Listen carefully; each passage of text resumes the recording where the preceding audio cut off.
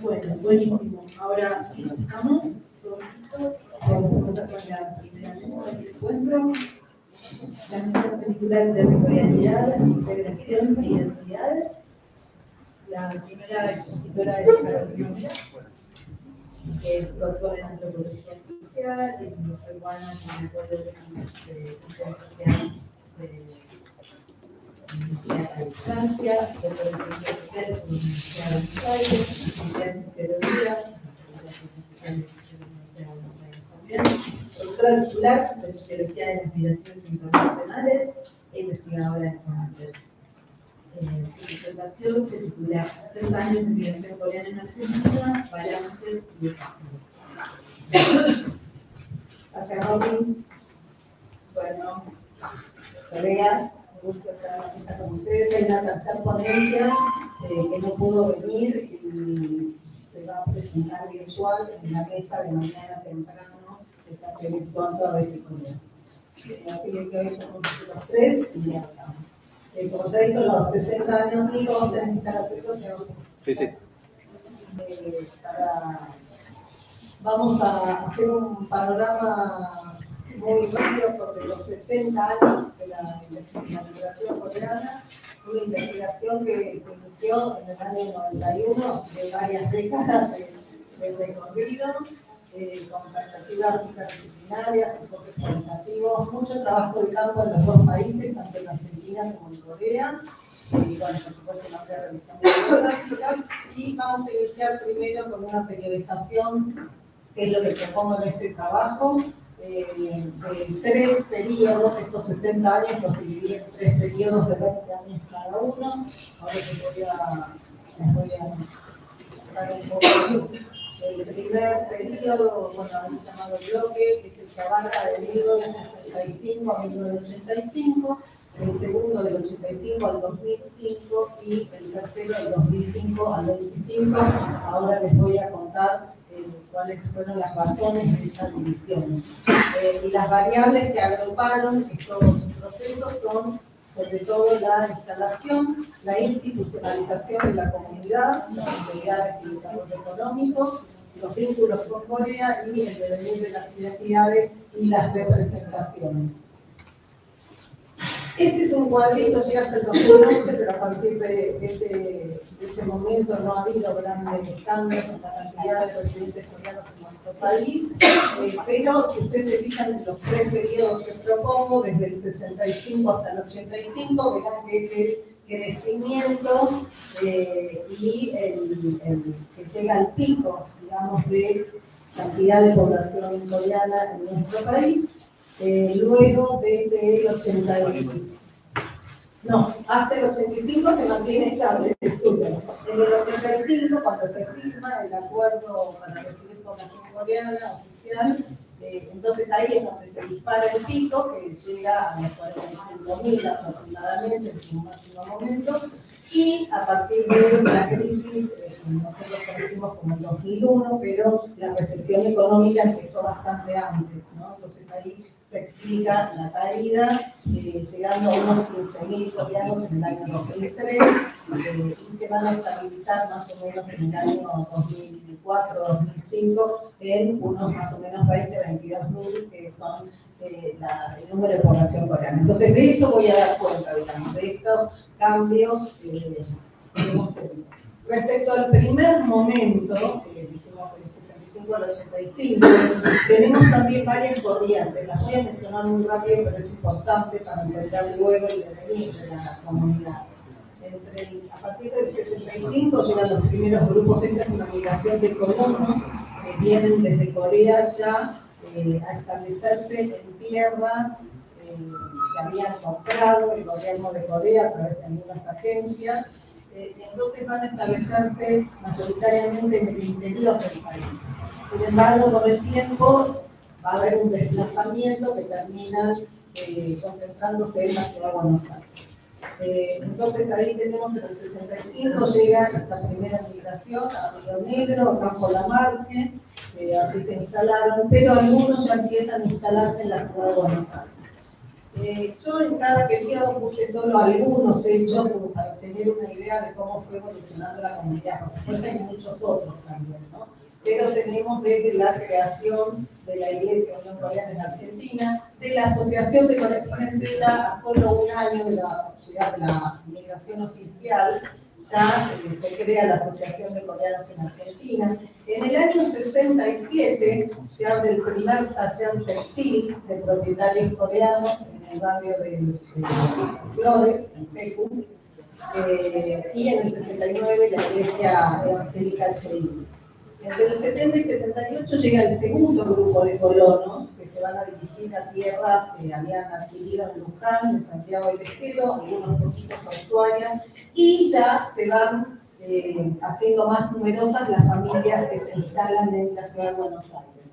Y ahí tenemos como hechos que más que en el 70 se crea la Iglesia Católica Coreana en Argentina, con el padre que ya en ese momento empieza a dar las misas en coreano.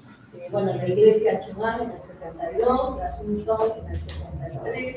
En el 73 se abren los primeros negocios coreanos en el barrio de Once y se consolidan los talleres textiles en Ciudadela, que desde ahí luego iban a los y en el 76, bueno, este lo puse porque ahora le vemos una foto, había hoy lo dije en la presentación, en este momento se crea el semanario Kyoko Samjin, que tenía 76 páginas con información tanto de Corea como de la comunidad coreana.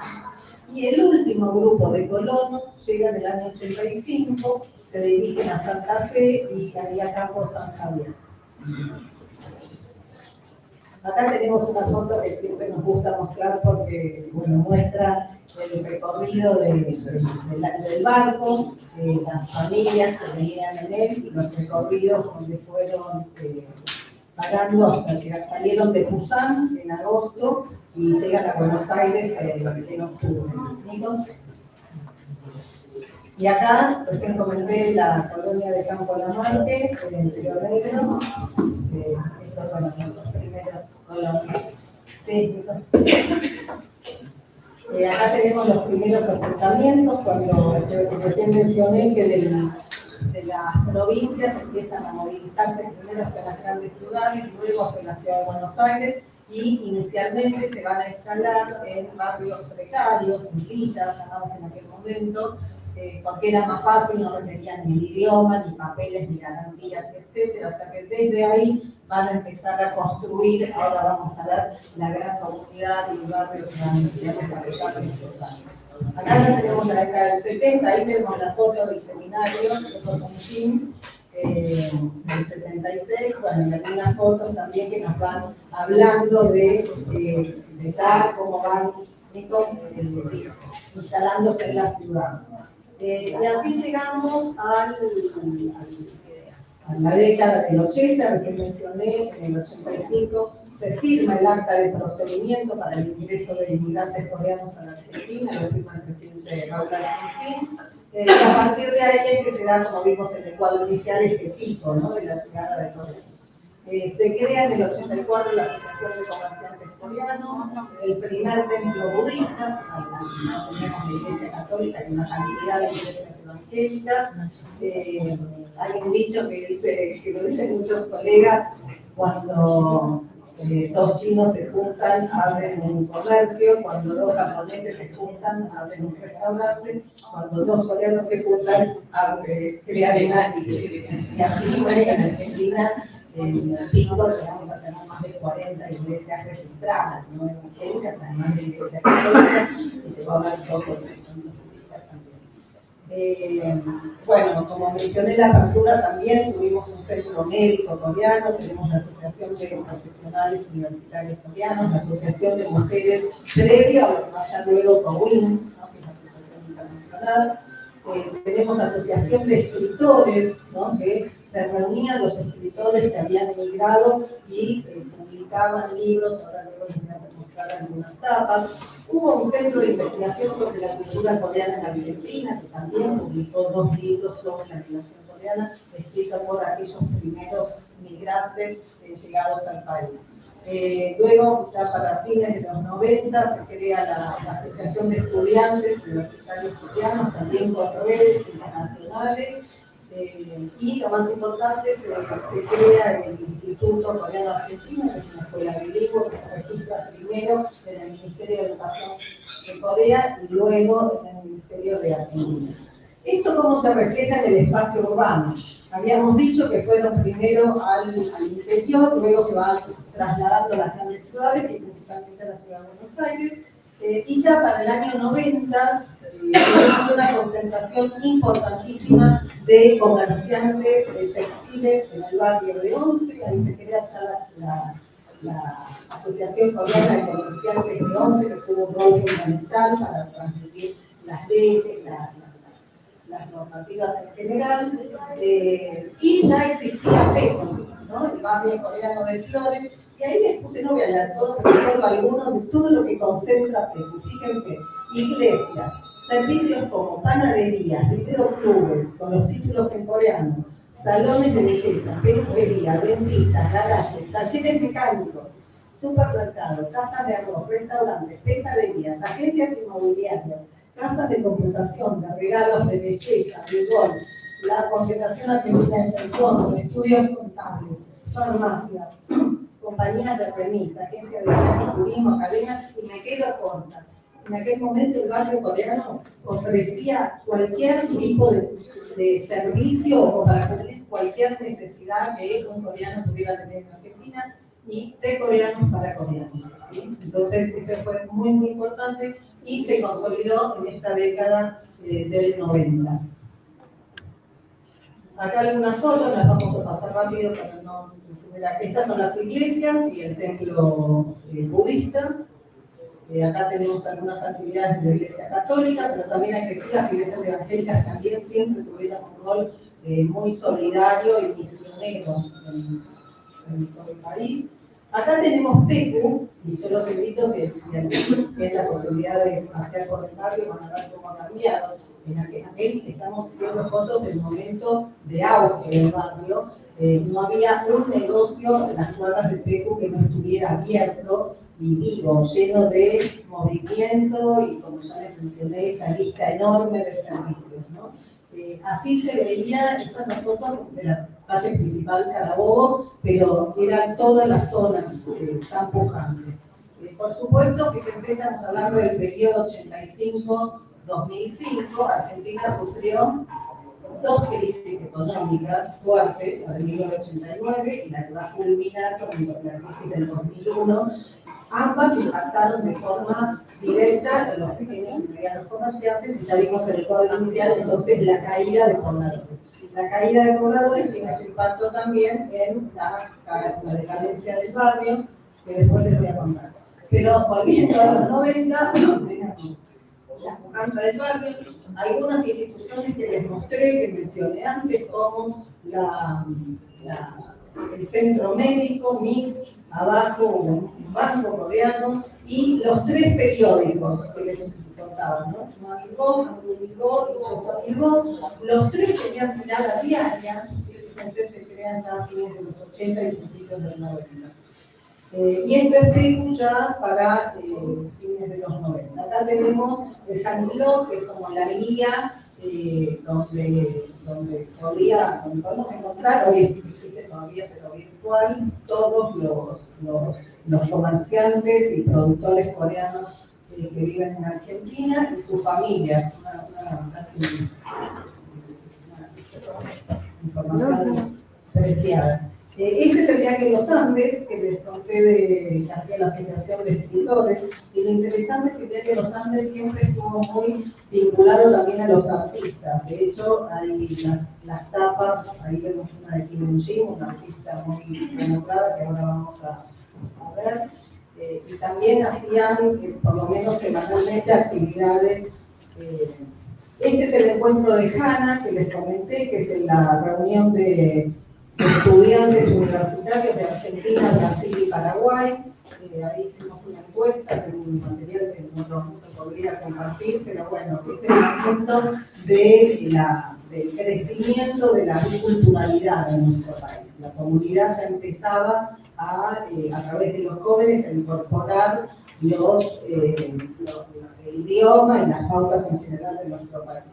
Esta es la escuela coreana que les mencioné recién. Tenemos, fíjense, desde que funcionaban en Ciudadela en 1977 hasta que a principios de los 90 compran las tierras y hacen y construyen la escuela, que hoy es una escuela bicultural, y que no solo sigue promoviendo, digamos, la cultura. Esto es en el 2002, cuando fue el Mundial Corea-Japón, ¿se acuerdan? Y ahí se vio claramente el rol que tenían en el proceso identitario. Todo esto se da en un marco conflictivo. ¿Sí? Durante la década del 90, los discursos discriminadores y negativos hacia la comunidad coreana estaban muy presentes en los medios masivos de comunicación, en los medios hegemónicos sobre todo. Solo para que se den una idea, puse alguno nomás, ¿no? Operativo en el barrio chino, entre comillas, en busca de coreanos explotadores. Esto solo para que es lo menos que contábamos en aquellos tiempos, fíjense al lado. En el Marco Flores los coreanos también roban la electricidad. Esto se podría decir impunemente. ¿Por qué? Porque todavía no teníamos abogados coreanos, ni siquiera abogados argentinos que tomaran este apoyo hacia la comunidad coreana. Y por lo tanto, hay eventos también de Mirta Legrand hablando sobre los coreanos, pero de una forma peyorativa y negativa. Y bueno, como todos sabemos, los medios de comunicación luego producen representaciones, discursos, etcétera. En ese marco de conflictividad es que se da el crecimiento que les estoy hablando de esta comunidad. Por lo tanto, y llegamos al tercer momento. Acá construí, porque esto estamos construyendo, ¿no? Eligiendo variables y ver cómo le damos un sentido a esta lectura. Lo reconté a partir del momento de estabilidad, después de la crisis del 2001, que en realidad es el pico de una crisis que empezó a mediados de los 90, pero ya en el 2003-2004 empieza a estabilizarse y entonces yo marco el principio de este tercer bloque porque es el que va a incorporar los cambios que se empiezan a producir a partir del cambio de la imagen de Corea en el mundo, de la entrada de, vamos a ver, consumos culturales, etc. Por lo tanto, vemos primero con la crisis económica la decadencia de Pecu por temas de seguridad, sobre todo, y porque mucha gente se va, incluso esas calles que vimos llenas de negocios empiezan a cerrar los negocios, entonces, hay ahí una caída en la calidad de vida del barrio y van a empezar a desplazarse hacia la avenida Avellaneda, donde se concentra la mayor parte de los comerciantes. Además, como les decía, empieza a cambiar la imagen de Corea, ¿no? En Argentina, lo mencioné en la apertura, tenemos la presencia de films coreanos en el Bafisi, tenemos la aparición de locutoras coreanas en la televisión, de actores coreanos, artistas, que ahora vamos a ver también, las ferias de colectividades, las ferias de diversidades, tanto del gobierno de la ciudad como nacional, empiezan a también poner en valor trazos de la cultura coreana y junto con la entrada cada vez más de lo que hoy se llama Hallyu o la coreana, que tiene que ver con el primero, ¿se acuerdan de ese Gangnam Style que fue furor en el mundo entero, en Argentina también? Y después ya el cine y la ola coreana específica. Ahí se abre una nueva etapa para los migrantes coreanos. Y si en las primeras etapas habíamos focalizado el espacio urbano en el barrio de Once y el barrio de Flores, ahora va a ser de Flores, se van a trasladar a la avenida Avellaneda, donde se hace un nuevo centro de referencia comunitaria. Todo lo que antes había en Pecu se va a trasladar a Avellaneda. En Pecu quedan esas grandes iglesias que no se pueden migrar, no se pueden mover, mudar, gracias.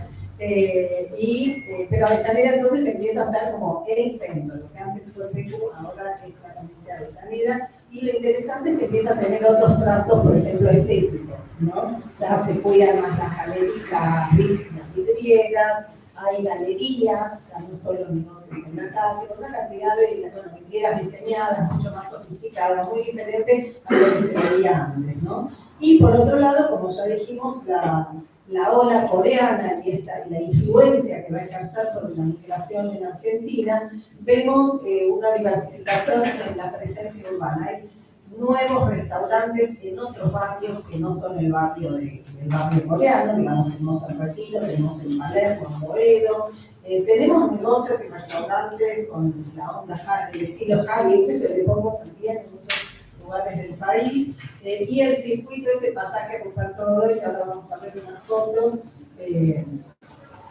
Y entonces, como para ir llegando a las conclusiones, podemos, en este cambio, digamos, de estos tres momentos de 20 años cada uno, que acabo de resumir en una forma increíble, pero que van a poder ver en el trabajo, vemos que, por ejemplo, con relación a Corea, en el primer momento, las familias esas, ¿se acuerdan las fotos que habían llegado en 1965? Tenían relaciones prácticamente nulas con el gobierno de Corea, ni siquiera con la embajada, es algo del consulado para hacer algún trámite, ¿sí? Y además nunca regresaron a Corea. Esas son las familias que llegaron a Argentina, como muchos migraron a otro país y volvieron, pero no vuelven a Corea. Por lo tanto, ahí se da una construcción simbólica diferente de la identidad. Y ahora vamos a ver que hay una relación positiva con lo argentino, a diferencia de lo que va a pasar en el segundo momento, que es cuando vimos ya se consolida el barrio, crece la organización de la comunidad, y entonces junto con las agencias del gobierno coreano empezamos a vivir una nueva relación entre los migrantes coreanos y el gobierno de Corea. Y el último periodo, que es el que vivimos ahora, a partir del 2005, ya como dije, con la presencia coreana, con la ola coreana, también empiezan a haber representaciones muy diferentes desde la comunidad coreana sobre Argentina y sobre Corea. Respecto a la inserción social, en las primeras décadas y hasta hoy, la mayoría se insertó en el área económica en la textil y tuvieron una inserción exitosa en el área educativa. La mayoría de los hijos de los primeros migrantes de la década del 60 terminaron la universidad. ¿Sí? En cambio, en el segundo momento ya empieza a haber más variedad, si bien la estructura de la comunidad se complejiza, hay que decir también que aumenta el aislamiento de la comunidad, y esto tiene que ver con lo que les decía recién, ese contexto de discriminación y discursos negativos, ¿no? Entonces el barrio termina siendo como una plataforma de resguardo, de cuidado, y ahí aparecen diferentes vivencias entre los adultos y los jóvenes. Y en último momento se imaginan cómo cambia, de un momento donde nos movemos en un marco de discriminación a un momento en el que Corea pasó a ser como el estrés, ¿no? Por las empresas, por las propuestas culturales, y esta mayor visibilidad. Por lo tanto, la relación de imagen de Corea también va a ir cambiando, adaptándose.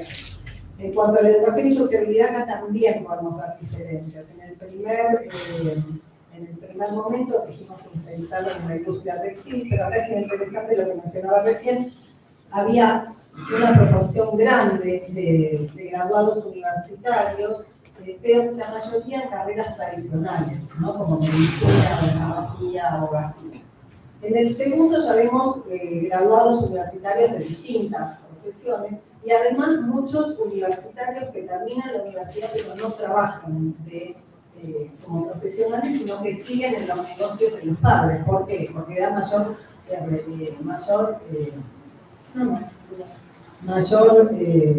rendimiento económico, ¿no?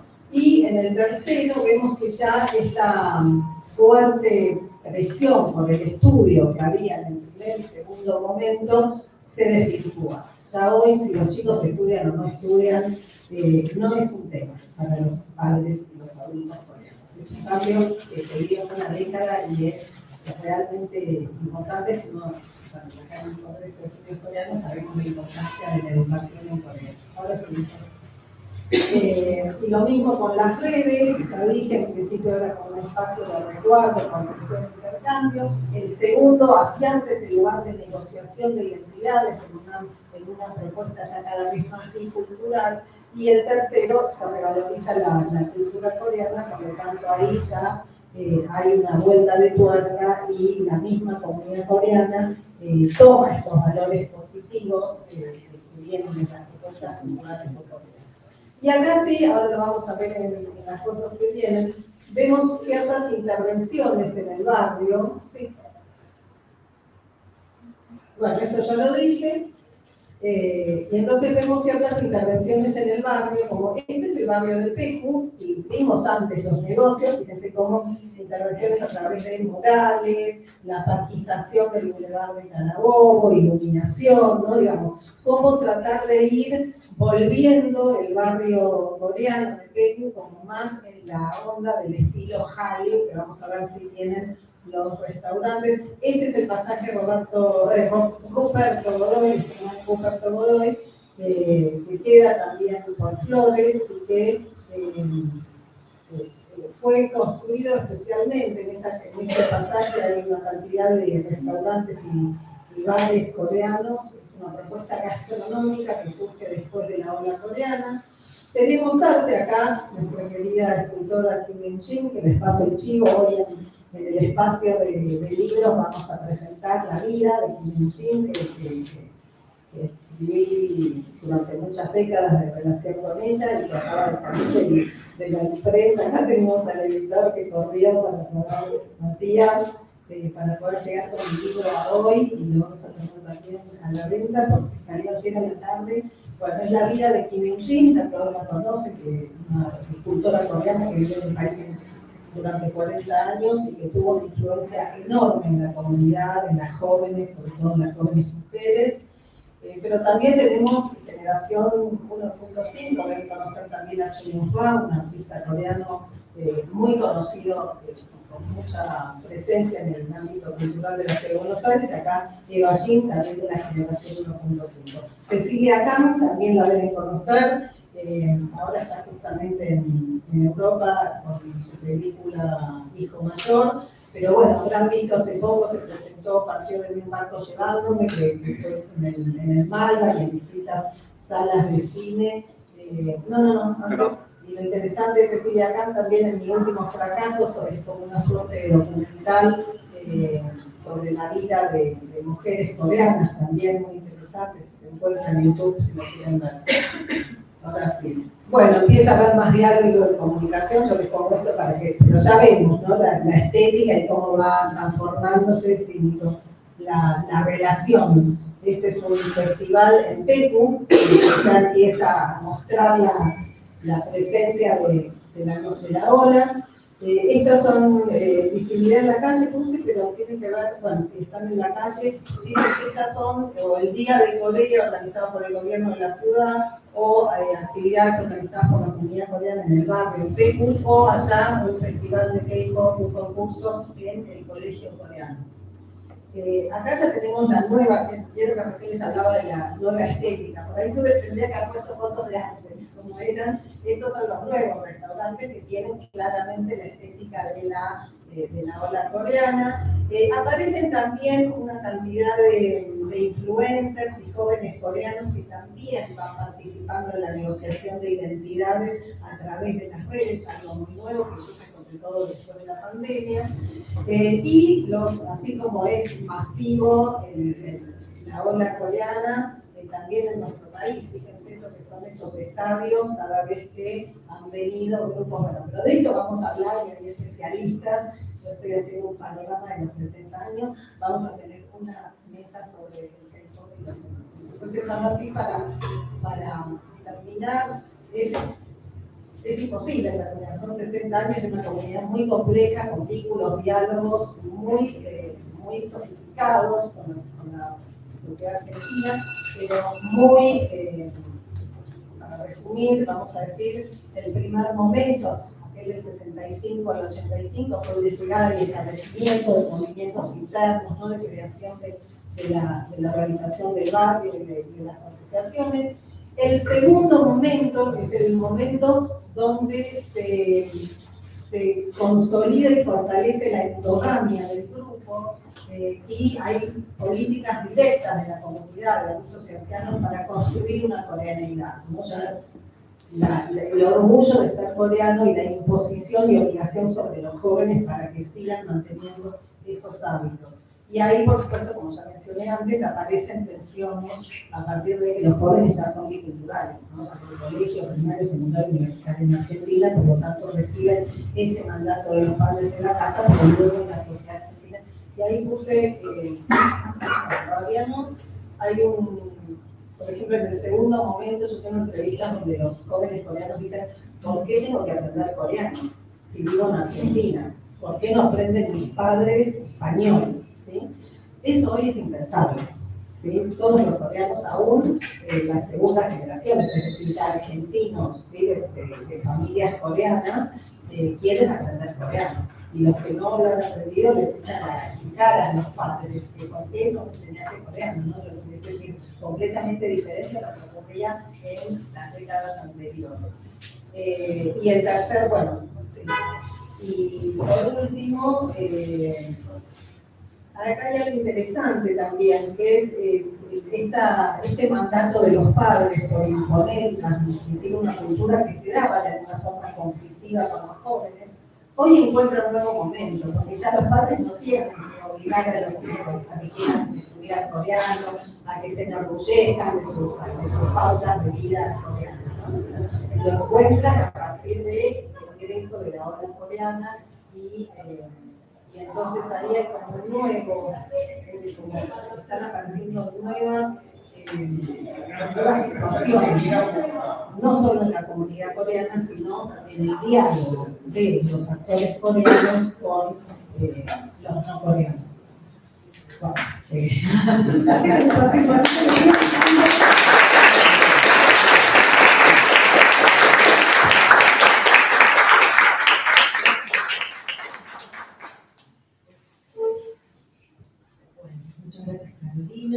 Les recuerdo que tenemos aproximadamente 20 minutos. Cuando nos faltan 5, yo les voy a mostrar para orientarlos y que puedan observar.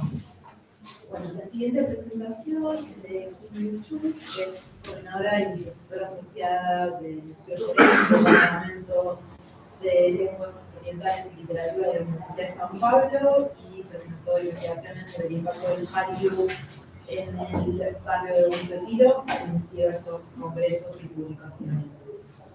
Su trabajo de hoy, que escribió junto a Han San, se titula The Struggle for the Affirmation of the Koreanness in Buen Retiro, the Korean District in Sao Paulo.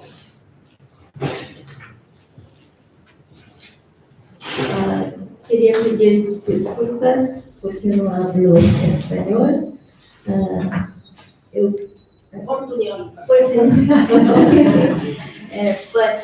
Mas está en inglés, entonces acredito que dá para entender.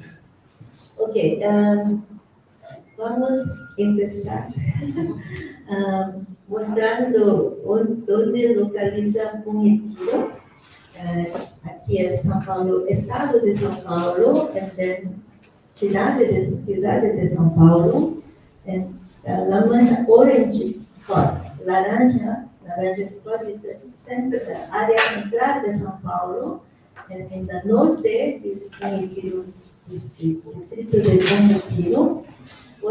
Una cosa importante al notar en Buen Retiro distrito es que está localizada muy cerca de Luz, estación Luz de tren.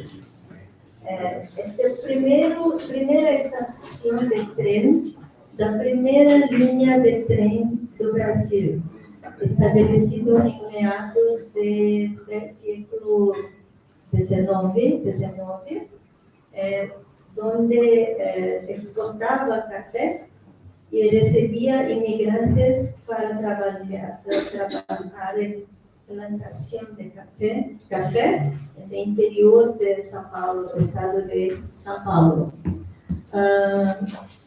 La primera hospedaría de inmigrantes fue establecida justamente en Buen Retiro, porque es muy cerca de la estación Luz. tem 4 quilômetros quadrados e número de habitantes 33 mil, mas tem uma população muito grande indo e voltando todos os dias, porque é uma área muito comercial. Okay. Próximo. Nós podemos dividir em 3 ondas migratórias para Bom Retiro, mas é preciso pensar que Bom Retiro é um lugar de passagem de muitos imigrantes, mas muitos preferiam se estabelecer lá em Bom Retiro e formar comunidades em Bom Retiro. Podemos falar em 3 grandes ondas. A primeira onda é entre final do século XIX até a década de 20, portugueses, espanhóis e italianos. Eles são muito parecidos, compartilham muitos elementos culturais, por isso a miscigenação muito, muito forte nessa época, e é muito conhecida melting pot, the Brazilian melting pot. It's because of this miscegenation between Portuguese, Spanish, and Italians. But then the second wave, segunda onda, vieram os judeus e depois coreanos, que são grupos muito distintos. Não há possibilidade de miscigenação entre judeus e coreanos, e por isso há uma transição de modelo assimilacionista. No primeiro momento, no segundo momento, é integracionalista, porque não há relatos de clash entre judeus e coreanos. Isto ajudou a formar a imagem do Brasil um país acolhedor, um país pacífico, harmonioso, porque recebeu judeus e coreanos e não houve clashes, não houve choques entre esses 2 grupos. Nós temos depois uma terceira onda a partir da década de 80, que são bolivianos e chineses, e por causa disso, Bom Retiro é chamado de um bairro multicultural. Ok. Antes de falar do tema propriamente dito, queria mostrar que administrativamente Bom Retiro é dividido em 3 setores. Setor 1, que é muito cerca da estação de trem. Setor 2, que é muito cerca da estação de metrô. E o setor 3 é uma espécie de backyard, porque tem armazéns, favelas, tem lixão, garbage dump there, and small habitations, pequenas moradias. A gente tem muito pobre no setor 3. Nós vamos ver a presença de coreanos no setor 1 e no setor 2. Okay. Em 2016, Ji Chong-yeon, que estava escrevendo uma tese de mestrado na Universidade de São Paulo, realiza um mapeamento de equipamentos coletivos. Equipamentos coletivos são salões de beleza, restaurantes, mercados, escolas para crianças, que nós chamamos de comércio étnico coreano, porque são serviços ofertados para a comunidade coreana. E o mapeamento dos equipamentos coletivos resultou no seguinte. Sim. Aqui, as bolinhas vermelhas são equipamentos coreanos coletivos, e nós podemos ver aqui judaicas, hispano-americanas, nordestinas, brasileiros do Nordeste, chinesa, italiana, grega e armênia. O desenho fala por si, porque é claramente uma concentração de equipamentos coletivos coreanos no setor 2, que foi chamado de enclave coreano, enclave da comunidade coreana no setor 2. Mas o enclave coreano não se resume a setor 2. Vamos ver o que acontece no setor 1. Aqui. Aqui é enclave coreano comercial, com fábricas e tiendas de roupas, de vestuário, onde podemos ver uma concentração muito maior, muito grande, onde 70% ou 80%, e depende da fonte, são coreanos. Então, aqui é no setor comercial e de pequenas indústrias. Por causa disso, nós vemos um enclave coreano no setor 1 e no setor 2 de coreanos. E nós temos um reconhecimento da cidade, da contribuição dos coreanos no Bom Retiro, que é uma contribuição econômica para a cidade de São Paulo, porque vocês podem ver que 55% de todas as roupas femininas do Brasil são produzidas no Bom Retiro. Essa porcentagem chegou a ser 70% no começo dos anos 2000, mas a partir do início dos anos 2000 acontecem várias mudanças estruturais no Brasil e isso abaixou agora para 55%. Vamos lá. Bom, aqui eu resumo o que eu acabei de falar. Uma coisa importante é que os coreanos chegaram em Bom Retiro em fins da década de 60. Antes, entre a década de 40 a 60, judeus formaram um ecossistema de roupa, de indústria de roupas lá em Bom Retiro, no setor 1. Coreanos reestruturaram todo o ecossistema, modernizaram o bairro e mudaram a forma como as roupas eram feitas. Sim. Ok. Em 2010, nós tivemos uma lei municipal reconhecendo o Bom Retiro como um polo cultural de tradições coreanas. Quando lemos o artigo 1 desta lei municipal, says, the Bom Retiro neighborhood is hereby established as a cultural hub of Korean traditions, characterizing it as the Korean neighborhood, Barrio Coreano, in São Paulo, with the goal of expanding the integration of these immigrants in São Paulo society.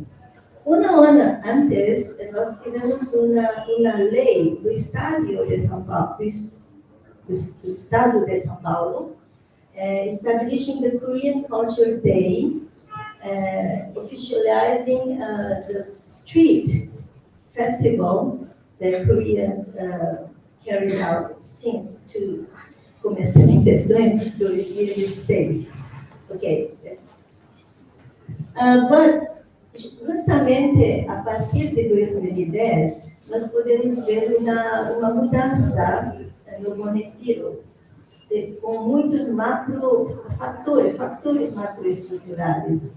Um é o pensamento de e-commerce, porque pessoas não precisam ir mais a Bom Retiro comprar roupas. Outro fator é o governo Lula, que promoveu muito desenvolvimento regional, porque antes as roupas produzidas no Bom Retiro eram mandadas para o país inteiro, agora não precisa mais. E depois nós temos o fator China, porque abriu o mercado para as roupas baratas da China. Então, o comércio formado no setor 1 começou a sofrer muito impacto dessas mudanças macroestruturais, e aí foi, né, declinando, e em 2020 nós tivemos a Covid-19. Então, nós temos um êxodo de alguns coreanos do setor 1 para outros lugares. Muitos voltaram para a Coreia, muitos retornaram para a Coreia, outros foram abrir comércio étnico do setor 2. Mas, ainda assim, 70% dos 1.700 estabelecimentos, ou, depende da fonte, 80% de 2.500 businesses in Bom Retiro are in Korea. This is a number of actual numbers. A BIV a Associação Brasileira da Indústria do Vestuário, e CTL Câmara de Lojistas de lojistas, donos de tiendas, comerciantes, proprietários de tiendas do Retiro, CDL. Nós podemos ver ali que 70% a 80% do comércio ainda é de coreanos, mesmo após o êxodo. E hoje, como eu mostrei, 55%, mas há fontes que dizem que são 30%. Então, tem muita variação, mas, como eu falei, chegou a 70% no início dos anos 2000.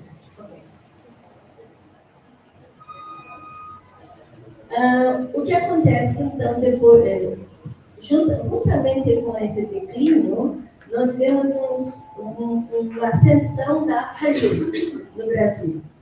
E fãs de Hallyu começaram a frequentar Bom Retiro, a ir para Bom Retiro, comer comida coreana, ver coreanos falando coreano, falando coreano, mas o comércio étnico coreano não estava preparado para receber fãs da Hallyu, porque não tinha cardápios em português, não tinha letreiros em português, os donos não falavam português.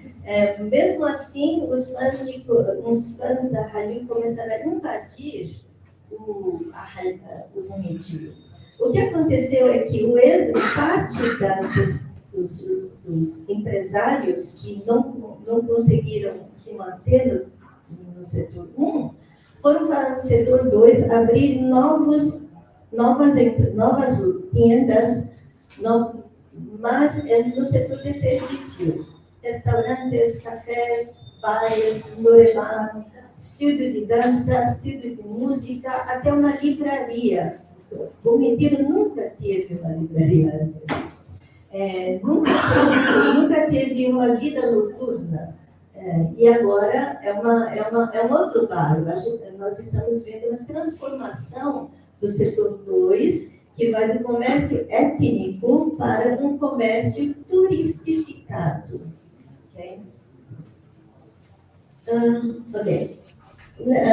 Porque aconteceu é que Hallyu promoveu uma comodização do recurso étnico coreano.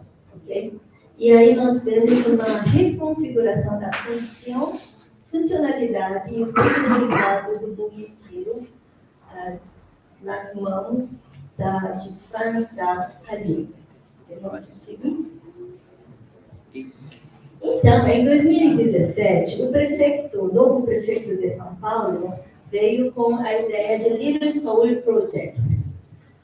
Mas, quando ele deu essa entrevista, veio para os jornais, nós tivemos uma reação muito negativa da comunidade judaica, dizendo que o projeto ignora a história do Bom Retiro e que o projeto apaga a história de outras comunidades que passaram pelo Bom Retiro.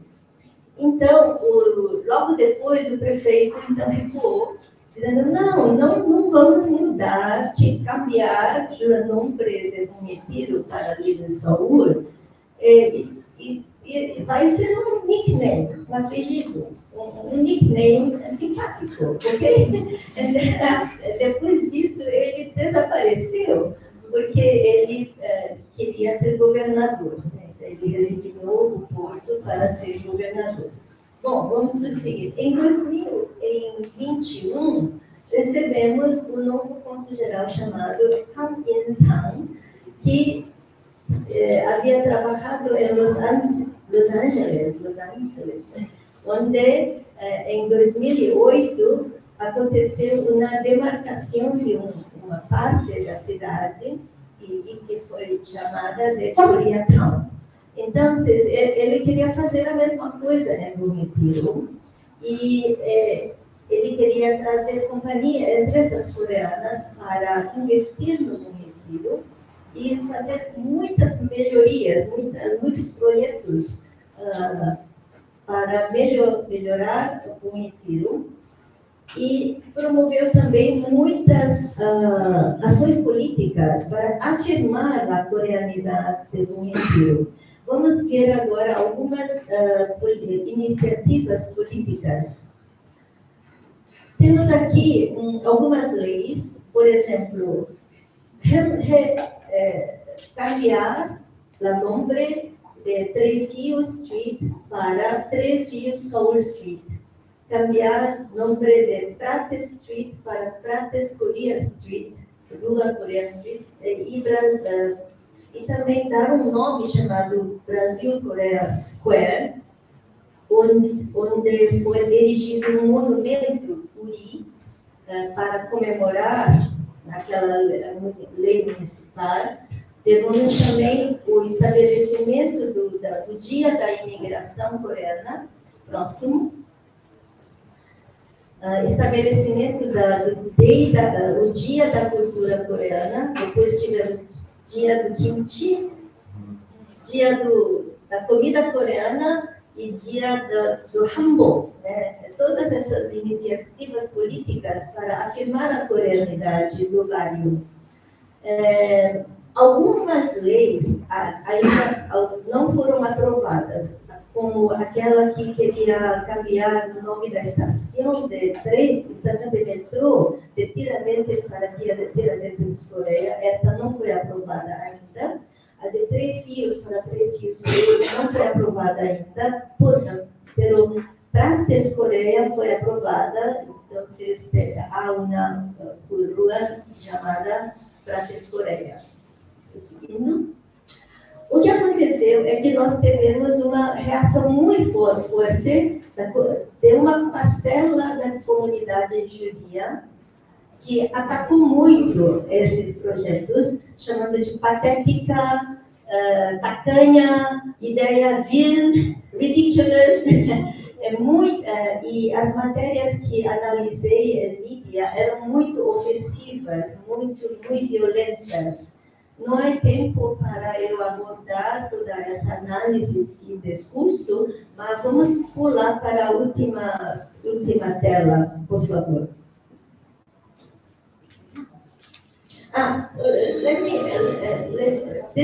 Aquela foto, eu queria mostrar aquela foto. Aqui é Praça Brasil-Coreia. Não havia um nome, mas depois que subiu o monumento, colocaram o nome Brasil-Coreia, que foi chamada de patética ridícula. Mas há uma praça chamada Jerusalém, sem nada, pior do que esta, no Bom Retiro, tá? Há também uma rua chamada Italianos, rua chamada Talmud Torá, outra chamada Lubavitch. E Talmud Torá e Lubavitch foram renomeadas posteriormente. Bom, vamos prosseguir agora para a última. Aqui. Uma antropóloga disse que o que havia em Bom Retiro era cosmopolitanismo de baixo, porque recebeu muita gente de outros. Mas eles ignoram o que eu chamo de coreanização de fora, porque são as fãs da Hallyu que estão coreanizando e legitimando a coreanidade de Bom Retiro. Essa é minha conclusão. Graças.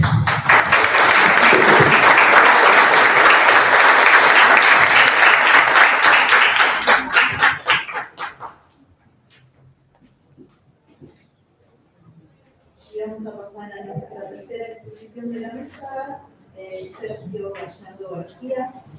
Sergio realiza el doctorado en antropología en el Centro de Investigaciones y Estudios Superiores en Antropología Social, CIESAS, y también una maestría en Antropología Social en la institución, la licenciatura en Sociología por la Facultad de Ciencias Sociales y Políticas de la UNAM. Tiene una amplia trayectoria como coordinador del Seminario de Sociología de la Facultad de Ciencias Políticas y Sociales de la UNAM y docencia en diversos cursos en las áreas de estudios coreanos y las migraciones internacionales. Su presentación se titula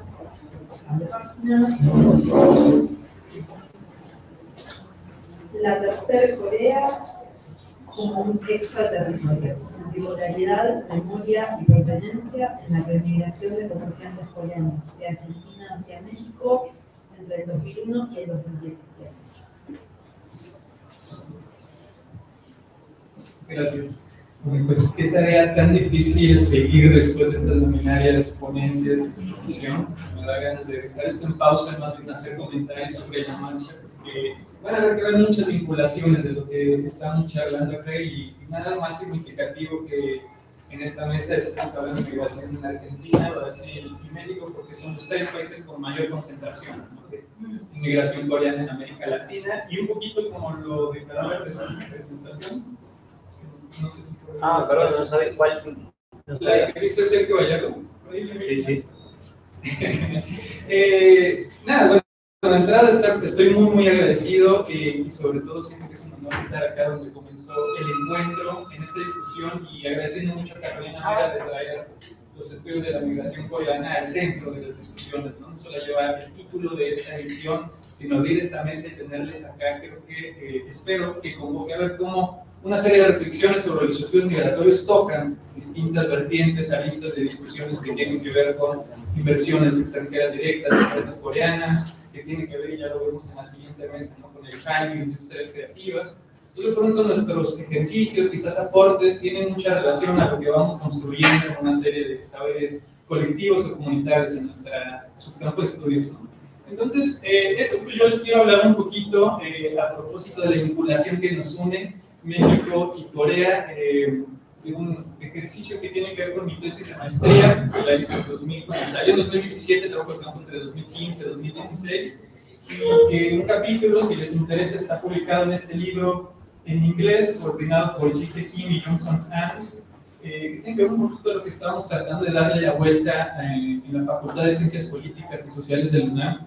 A la fecha, el plan de estudios fuera de relaciones internacionales no tenemos un espacio de discusión sobre Asia. Entonces, sociología, si te estás formando, bueno, no solo sociología, antropología, ciencia de la comunicación, tienes que esperar a tu séptimo, octavo semestre para llegar a optativas y meter algo de relaciones internacionales, ¿no? Discusiones dentro de nuestros plan de estudios, dentro de la disciplina, no tenemos. Entonces, el giro que estamos generando hoy en día en la coordinación es que las clases teóricas puedan tener una vertiente de aplicación de investigación. Así vamos comentando un poquito que no solamente sea la discusión conceptual, teórica de autores, sino cómo se están aplicando a partir de investigadores, profesores que son parte de la planta docente.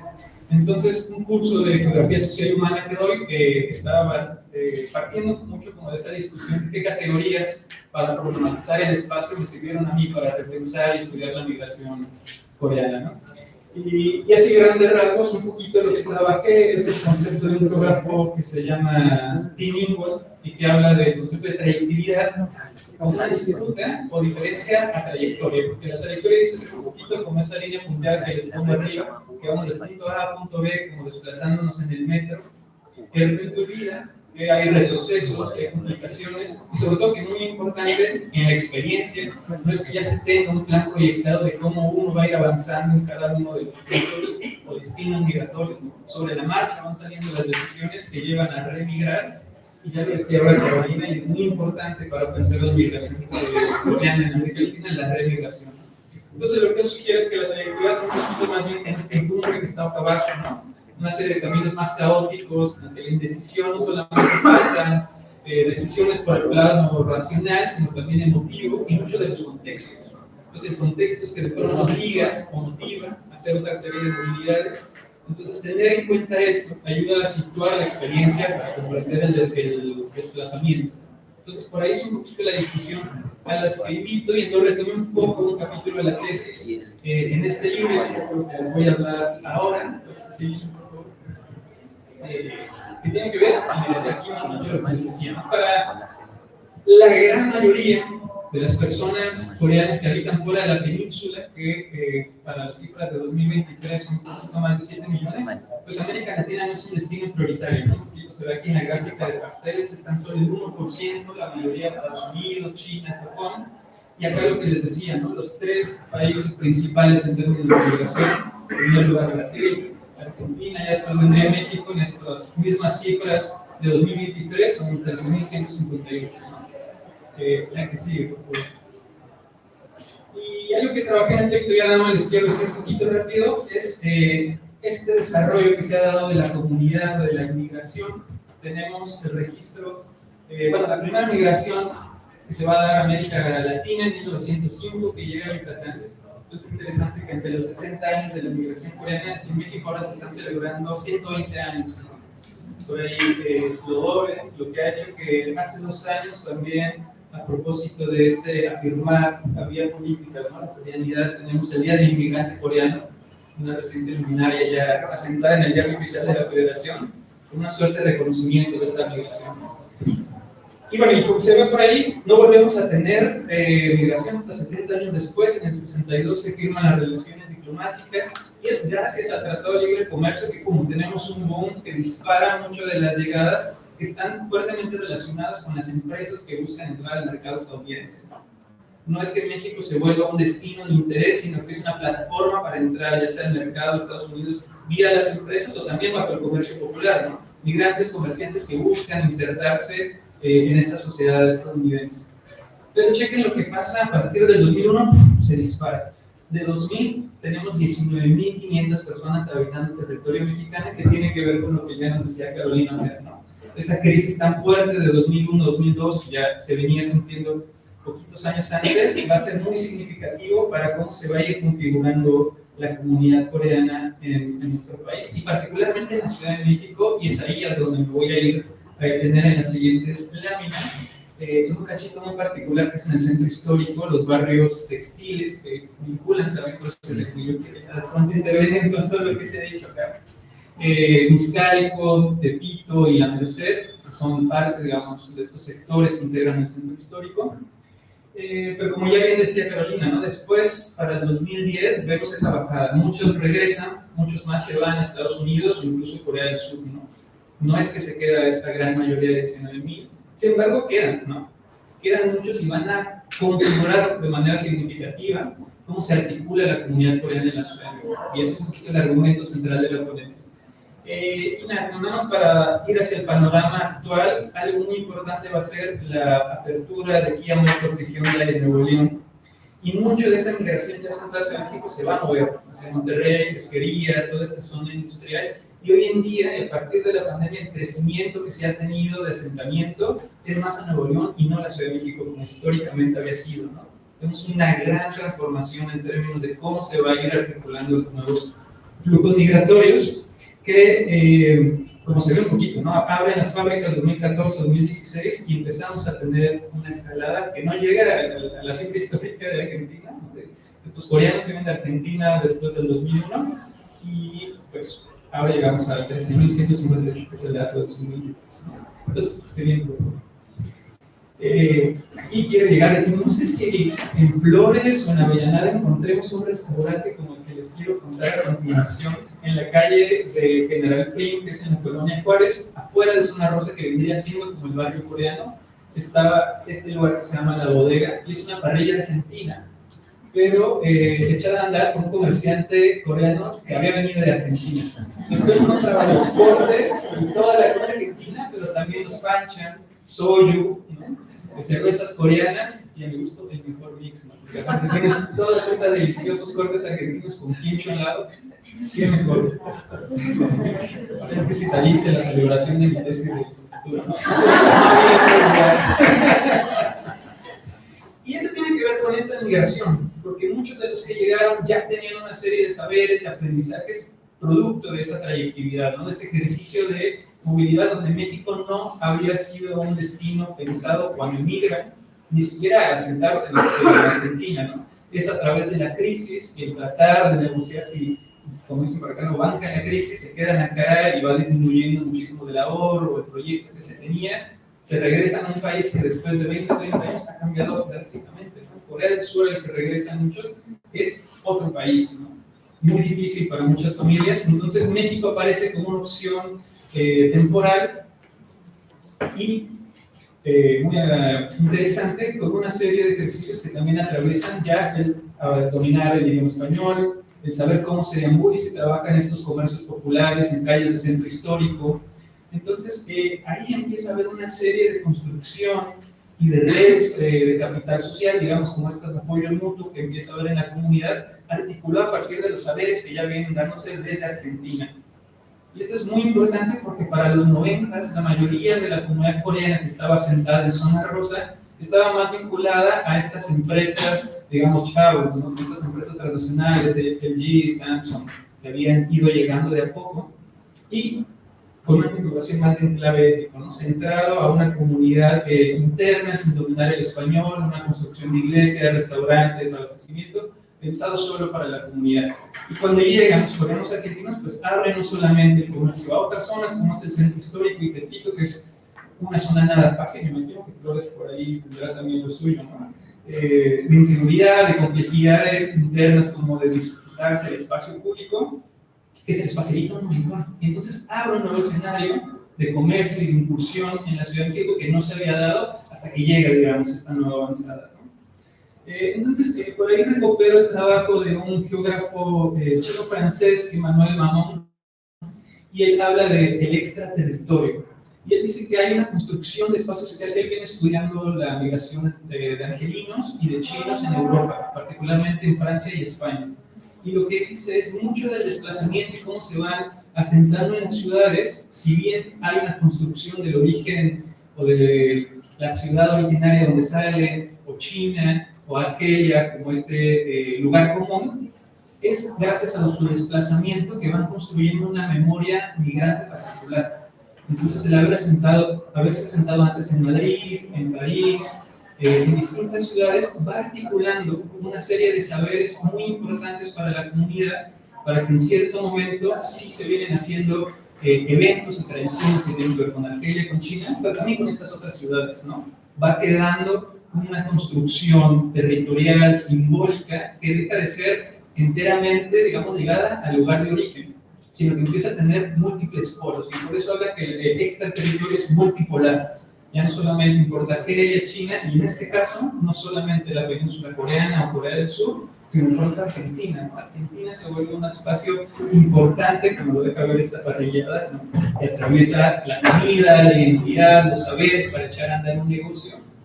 Y esto empieza a ser parte de las discusiones, de las relaciones que se están dando de manera cotidiana en las iglesias cristianas, en los eventos deportivos, dentro de la Asociación Coreana, quienes recuerdo que eran como presidentes, quienes tienen alguna serie de saberes que empiezan a facilitar algunas discusiones centradas con otras agencias coreanas de migración. Entonces, un poquito lo que presenta es pensar que la multipolaridad para migraciones que tienen esta dispersión como la china, la coreana, importa un montón, porque dejamos de ver solo una vinculación binaria, ¿no? Entre destino de origen y destino final, y ponemos atención a qué ha sucedido en cada uno de estos desplazamientos temporales y cómo se van articulando una serie de saberes, pero también productos culturales, identidades, relaciones políticas, encuentros y desencuentros. Entonces, siguiendo. a esto, yo traigo una discusión que hemos estado trabajando en el Círculo Mexicano de Estudios Coreanos, que es las tres Coreas, ¿no? Una Corea sin territorio. Hay un Patrick Maurus que justamente, y muy interesante, desde la literatura empieza a trabajar el concepto, porque dice que cuando se firma el armisticio, no solamente queda una Corea del Norte y una Corea del Sur, sino hay una tercera Corea sin territorio que está en el territorio chino, ¿no? Y esta sin un territorio, un estado-nación definido, tiene historia, tiene comunidad, tiene una serie de construcciones de pertenencia y una coreanidad que ya no pasa a vincularse, a conectar con lo que ocurre en el norte y el sur, ¿no? Es una Corea otra que está construyéndose bajo esta omisión. Y entonces dice, esto es problemático porque cuando hablamos de cultura coreana, comida coreana, estudios coreanos, de pronto pareciera que solamente hablamos de Corea del Sur. Entonces, Corea es igual a Corea del Sur. Y entonces, ¿dónde queda Corea del Norte? Y para él también es dónde queda la Corea China. Y esta discusión nos abre también a discutir qué sucede con estas comunidades coreanas que vienen construyendo una coreanidad que de pronto empieza a desprenderse de lo que está ocurriendo en la península, ¿no? Cómo la incorporamos reflexivamente dentro de nuestros estudios. Entonces, creo que es un ejercicio epistémico bastante interesante para dar cuenta cómo se van articulando comunidades como la coreana en Ciudad de México, que tiene mucho que ver con nuestros saberes, aprendizajes, presencias de Argentina. Y bueno, él dice como, no hay manera de enunciar Corea sin encarnar la división, porque en la siguiente, cuando él propone esta idea con sus colegas coreanos, dice como, no, Corea es una, no puedes hablar ni siquiera de dos, sí hay un conflicto, pero somos un solo pueblo, una sola nación, una sola historia, viene como que ese nacionalismo, ¿no? Encarnado, no importa las generaciones de estas personas coreanas. Entonces, cuando me dicen Corea es una, incluso ya lo hablan desde la división, porque decir Choson Hana no es lo mismo que Hanguk Hana, ¿no? Hanguk Hana ya viene enunciando Corea del Sur, como lo dijo visto acá, si hablamos de Choson, de Corea del Norte, y dicen de Corea China, dicen Chosian Han, ¿no? Entonces, de entrada, decir Corea es una, ya trae una serie de problemáticas porque no existe una palabra en Hangul, en el idioma coreano, que nos permita hablar de la unificación. Decimos Hangul, decimos Choson, y ahí ya de entrada tenemos una discusión interesante.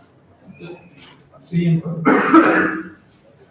bueno, esto es un poquito lo que trabaja. Si a alguien les interesa, lamentablemente por ahora nada más está en francés el texto, publicado en 2018 en esta editorial que les pongo por acá, Las Tres Coreas, pero tuvimos la fortuna de tenerlo en el Foro Corea 2021, entonces en nuestro canal de YouTube, si les interesa, en el Círculo Mexicano, ahí pueden encontrar una charla que nos da, no en francés, entonces bueno, ese es solo este comercial.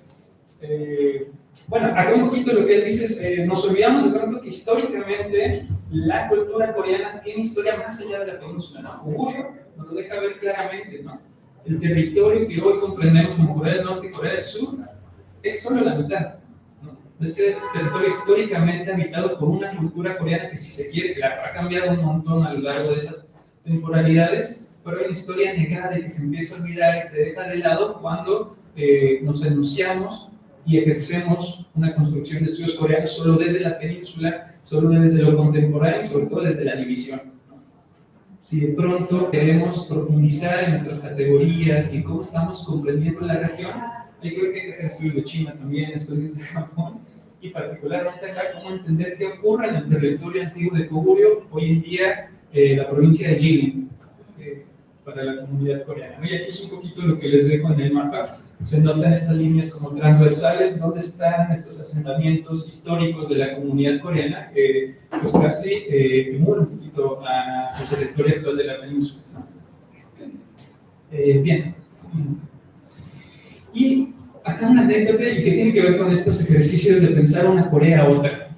Juan Ki Durán es un descendiente coreano que es actor y él me cuenta un poquito a manera de chiste, participó en una serie de comerciales y en uno de ellos, él es de Mérida, de Yucatán, en el sureste del país, y era un comercial que trataba de promocionar muchos platillos tradicionales de la comida yucateca, y cuenta que una vez cuando lo estaban pasando en un barco, de repente una señora yucateca me dijo, ¿y ese chino que hace ahí? Ni yucateco es, ¿no? Y como extrañada, porque hay un chino hablando de nuestra comida. Y es claro, porque no es que todas las personas comprendan la multiculturalidad que comprende la sociedad yucateca. Entonces yo soy leído siempre o como chino o como coreano, y el problema es que cuando voy a los castings nunca doy ni uno ni otro, ¿no? Cuando apelo a hacer, aquí ya voy a decir, perfiles de coreanos, pues no tiene todo este aspecto del K-beauty, ¿no? No es alto, no tiene como el test, todo el arreglo que tiene que ver con el skincare, bla, bla. Pero cuando apela al mexicano tampoco da, porque pues, no parece como el rasgo típico, hegemónico, ni de altura, ni pues, qué sé yo, como de lo mexicano. Entonces ahí se encuentra él siempre en una complejidad, incluso desde ese oficio que ha elegido, a 120 años de distancia de esta primera migración. Siguiente.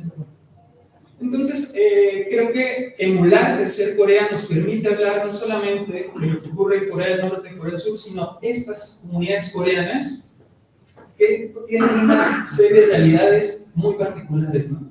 Que hay una historia, que hay una identidad, que hay una construcción cultural que se mantiene de manera autónoma lo que está ocurriendo en la península. Y eso creo que es muy importante para ir repensando cómo entendemos las comunidades coreanas en América Latina, ¿no?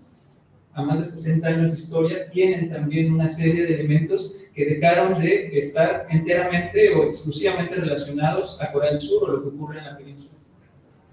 Sí. Y bueno, y nada más acá como un mapeo y dato, no sé si aquí ocurre en Argentina, pero en México, el 1 de mayo, que es el Día Internacional del Trabajo, para la comunidad coreana es muy importante, es el Día del Deporte.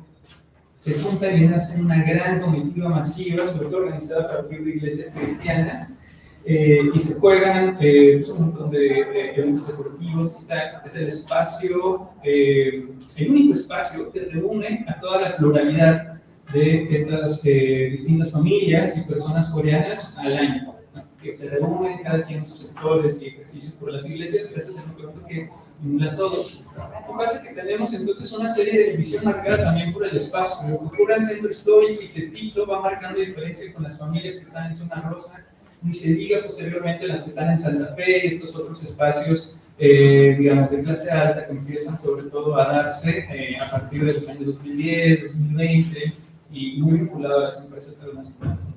Entonces yo de manera artesanal fui yendo a las calles y con chinchetas ir poniendo dónde estaban estos establecimientos. Para mí fue un dato asombroso que para nosotros en México, pues, insisto, ¿no? Tenemos que el barrio coreano es el lugar de asentamiento de la comunidad y con el mayor número de establecimientos, pero después de hacer el conteo, en el centro histórico tenemos el doble. O sea, de 43 espacios que hay en zona rosa, son más de 80 los que hay en este centro histórico, ¿no?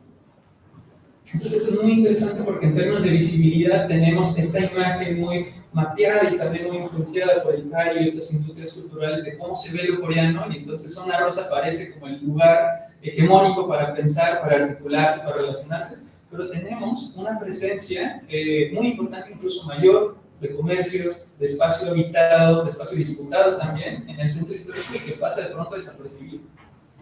Sí.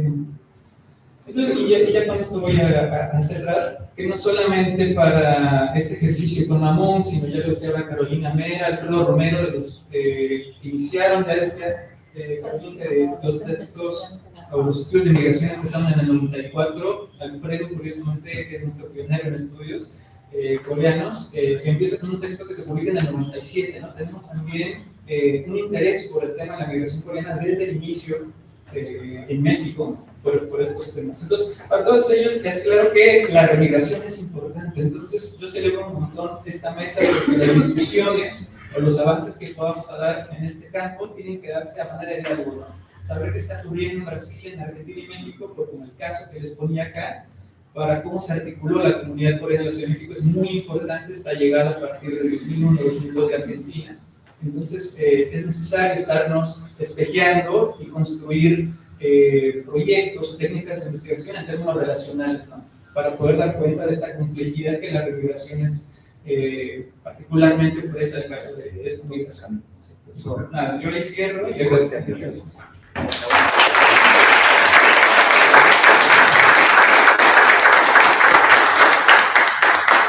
Gracias, Sergio.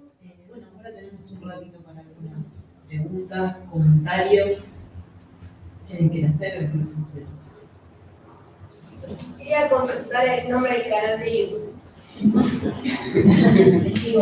Si podemos, perdón, poner otra vez la diapositiva en la última.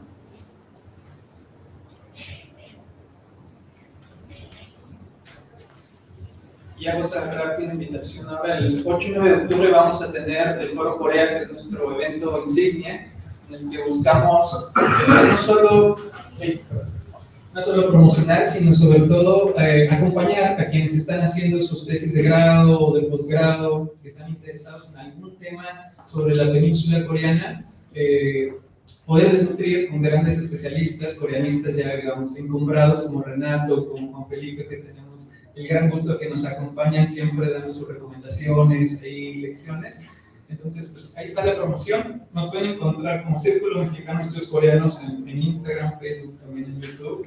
Y el foro es virtual. Si bien vamos a estar presencialmente en el Colegio de México, pues también en las redes pueden ir siguiendo cada una de las mesas. Así que bienvenidos, bienvenidas.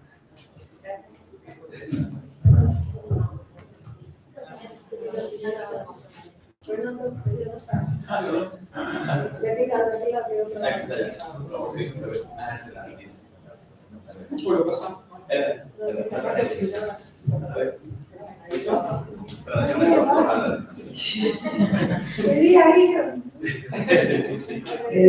¿Alguna otra pregunta, comentario?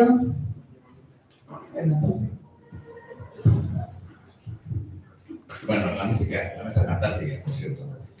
Yo tengo, bueno, ahorita que sé que lo mencionaba, las métricas de la migración coreana, porque yo he preguntado en el Consulado General de Corea en Ciudad de México, en fin, y suele pasar, ¿no? En cualquier país, no todo el mundo se registra en el consulado, y realmente el gobierno coreano no tiene una política tampoco muy, digamos, sistémica para registrar esto, porque yo creo que el número de migrantes coreanos en México es mucho más. O sea, yo creo que sí mucho más, porque yo soy de Nuevo León, ¿no? Me ha tocado vivir esa experiencia. Además, Nuevo León tiene otro fenómeno, que además que son 350 empresas coreanas entre Monterrey y Saltillo, además a partir de la región de Kiev. Pero además es porosa esta migración, porque gran parte vive en Estados Unidos, en Texas, ¿no? Van y vienen, y es creciente. Y yo creo que ahí habrá que contar con todo eso, estos comparativos, estamos dialogando. Y una cosa muy interesante es que yo creo que vale la pena hacer aquí una triangulación, o por lo menos una vinculación, porque efectivamente una gran cantidad de los traductores coreanos de la inversión que llega nueva son argentinos. Entonces uno escucha el argentino y estos coreanos, que son los que están ayudando a que lleguen las empresas, ¿no?, coreanas a Nuevo León. Entonces, ese es un tema muy interesante. Y el otro que me tocó vivir muy de cerca es eso que tú mencionas, Sergio, de la tercera Corea, porque esos migrantes que pues, no son ni coreanos ni mexicanos, o son todo esto y más, se sienten extremadamente excluidos a nivel salarial, a nivel de trato, cuando vienen directamente desde Corea, ¿no?, los funcionarios de las empresas, que además estudiaron español en las universidades de allá, o usando, etcétera, pero que no dominan, o sea, es a nivel académico, no de barrio, y después tienen mucho barrio para poder lograr, ¿no?, acceder a lo que se requiere. Y entonces yo manejaba un proyecto que era el K-Move, y la nueva coreana me decía, ya no, cancela, porque nos estás aceptando que llegan estos chicos que no saben de aquí y ganan 7 veces más y nosotros no tenemos acceso. Entonces, sí también hay esta cuestión, no sé si aquí pase, pero en Monterrey es durísimo, la comunidad coreana no quiere los coreanos que lleguen, ¿no? Y de repente, y yo creo que vale la pena hacer otras mediciones para saber exactamente cuántos coreanos hay, porque yo sí creo que, digo, ojo de buen cubero, en México, porque además no solamente está de este lado del Golfo, también en el Pacífico, en Tijuana, que están haciendo muchísimo, en el Bajío, en Aguascalientes, ahora empresas coreanas y históricamente, yo estoy seguro que pasamos de 30,000 fácil, ¿no? Pero el otro no da. Sí, muy interesante. Respecto a los registros acá en Argentina, durante las primeras décadas y hasta hace muy poco, lo más fiel eran los propios datos de la comunidad coreana. Porque como hay más del 89 y 90% dedicados a la industria textil, ese Hanilog, que somos 3, era casi un censo, digamos. Tenían a los propietarios y a las familias, o sea, si de Argentina y de Buenos Aires, porque luego en otras provincias son grupos de familias, no hay, la concentración está mayoritariamente acá en la ciudad y provincia de Buenos Aires. Cambió un poco en las últimas décadas con la llegada de coreanos que vienen por las empresas, pero no están instalados en Buenos Aires tampoco, están en la provincia de Salta, donde están las empresas de coco y algunas que otras. Entonces, todavía no tenemos esto que vos estás comentando. Por ahí, como antecedente, se puede mencionar cuando llegaron los coreanos de China, los Choson, y entonces ahí sí, la profesión especialista, no es Choson, es especialista en el tema. No es trabaja Corea y trabajan los coreanos de Rusia que vuelven a Corea. Pero nosotros tuvimos acá en la comunidad coreana en Argentina, recibimos coreanos de China. Y ahí también hubo algunos pequeños conflictos con los coreanos ya establecidos, pero si no, pero finalmente se incorporaron bien en el barrio coreano, en restaurantes, incluso ellos tienen sus propios restaurantes. Bueno, podría seguir hablando un montón, pero ¿querés comentar algo de Brasil?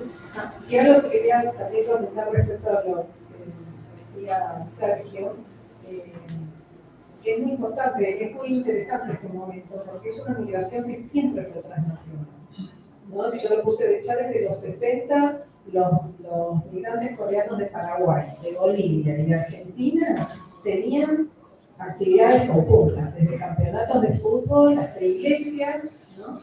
Y eso fue, bueno, después se junta Brasil, se suma a Brasil, bueno, ahora México, y hay una circulación constante, ¿no? Digo, las familias que se van a México siguen viniendo a Argentina porque dejaron a alguien en Argentina, o porque mantienen negocios en México y en Argentina, muchos. Entonces, digo, ahora se fortaleció más esto de la transnacionalidad y el hecho que es un fenómeno diaspórico, que no lo vamos a hablar ahora acá, pero que tiene que ver con la idea tuya de tercera Corea. También en el campo de los estudios migratorios se habló en algún momento de identidades migrantes, ¿no? Como esa, que ya no es la identidad de Corea, ni tampoco la identidad argentina, o la identidad coreana-argentina, o la identidad coreana-mexicana, o coreana-brasileña, o coreana-chilena, sino ya es algo distinto, producto de esa experiencia de la actualidad. Así que bueno, nos llevamos muchas agendas.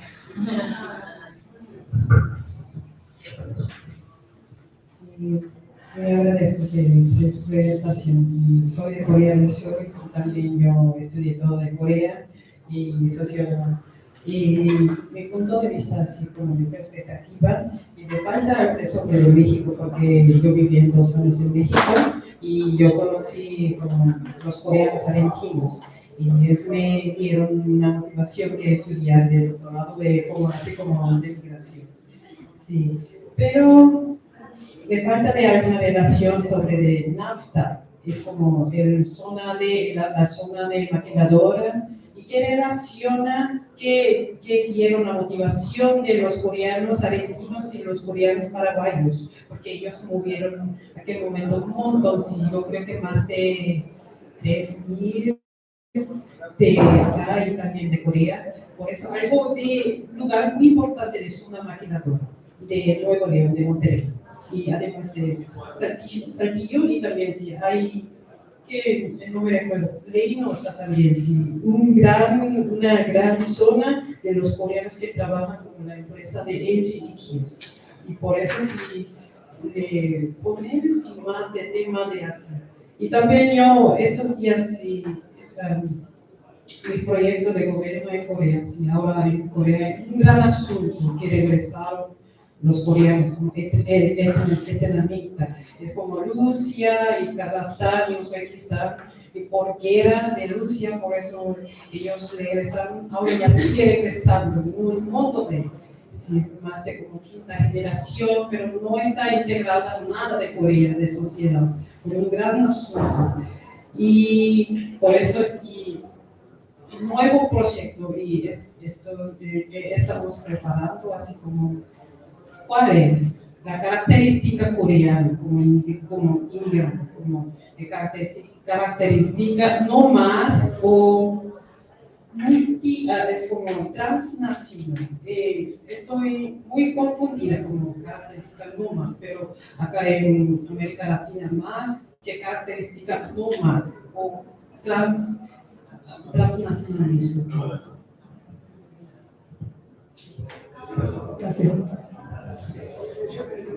Bueno, Ahí tenemos una norma. Vamos a ver si llegará. Si pueden hacer un corte Bueno, empezamos con y bueno, con estas dos vamos a hablar así. Bueno, interesantísimas las referencias que de alguna manera no todas son relacionadas entre sí, se combinan muy bien las distintas variantes y ustedes con los datos que Carolina Vera que conoce también la radicación de los coreanos en Argentina desde Colonia La Marca hasta ahora, ¿verdad? Me sorprendió mucho el dato que yo oí sobre que en un momento en Brasil llegaron a tocar, a producir el 70% de la producción textil fue coreana, avanzantes, baja después al 50%, pero es un número importante. Y lo que quería preguntarle a Sergio es, me interesó mucho el libro que mencionaste de Patrick Maurus, Las Tres Coreas. ¿Podrías contarnos un poquito más sobre ese libro, por favor? Hola, ¿qué tal? Buenos días. Para mí creo que los procesos migratorios son procesos de avance y de retroceso, como lo mencionaba el doctor Gallardo. Sin embargo, también creo que los procesos migratorios son también procesos que producen y que inauguran nuevos roles. Y esos roles cómo se van reproduciendo a partir de la sociedad en la que se integra, pero también la sociedad en la que viene. En este sentido, me gustaría saber un poco más y en sus investigaciones, cuáles son los desafíos que enfrentan las mujeres cuando migran, y específicamente en estos roles donde el género se ha identificado, pero también cómo vemos que además de sus roles como esposas, como hijas, como madres, también tienen un rol muy importante, como lo veíamos con la exposición de Brasil, ¿no? También son y se integran en la economía, y no solamente como trabajadoras, sino también atienden a sus negocios al mismo tiempo que reproducen esos roles. Entonces, ¿cuáles son, digamos, estos desafíos que han enfrentado en varios momentos las mujeres cuando se integran a sus nuevas sociedades?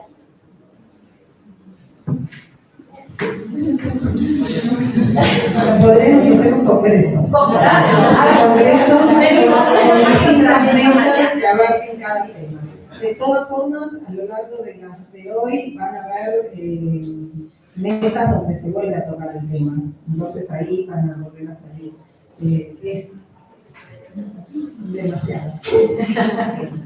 No sé por dónde empezaría uno con todo eso. La migración implica la transformación de la vida de las personas en su totalidad, ¿no? La lengua, la comida es lo que se ve, las expectativas, las concepciones del mundo, la diversidad, etc.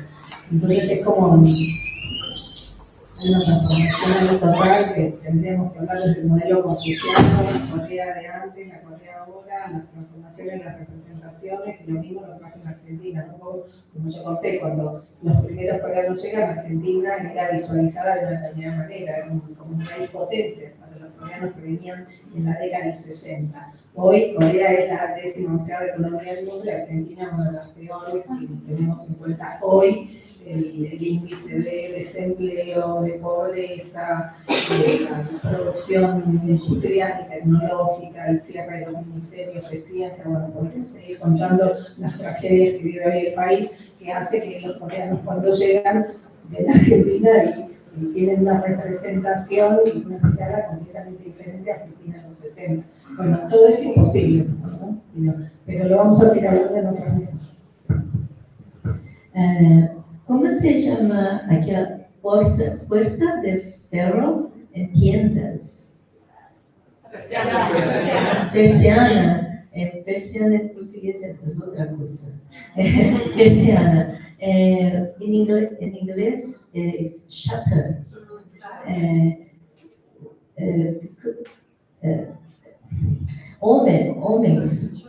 Homens coreanos eran llamados de shataman, porque es la única cosa que ellos podían hacer, abrir y fechar, y eran las mujeres que hacían todo el negocio acontecer.